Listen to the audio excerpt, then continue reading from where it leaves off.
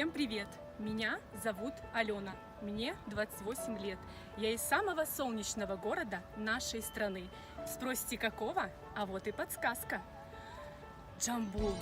Там тепло, там мой дом, там моя мама.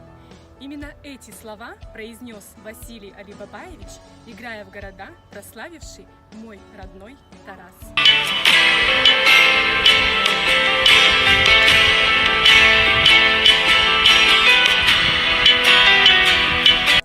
Я дочь двух замечательных людей, отца и матери, у которых врожденная и наступившая в раннем детстве глухота.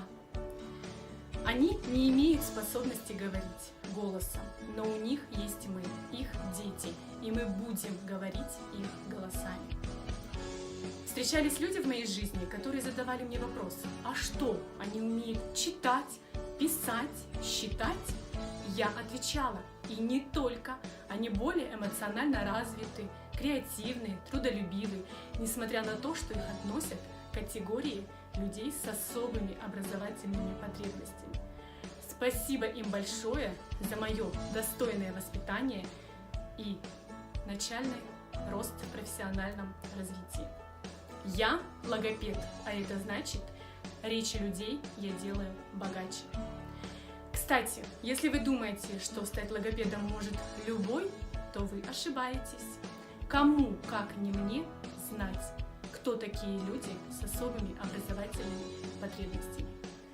Как известно, идеальных людей не бывает, и у каждого из нас есть хоть небольшой, но недостаток.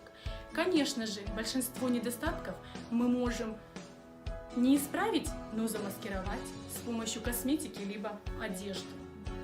Однако встречаются и такие недостатки, которые невозможно спрятать. С ними нужно и можно только бороться с помощью специалистов. К таким недостаткам относятся дефекты речи, с которыми борются специалисты-логопеды. На данный момент проблема в том, что не в каждом дошкольном либо школьном учреждении имеется такой специалист. А в нашем современном обществе многие нуждаются в таком специалисте. Даже люди в зрелом возрасте, перенесшие инсульт. Избавьтесь от стеснения, не бойтесь трудностей, будьте открытыми. Быть лучшим спикером – это иметь красиво поставленную речь.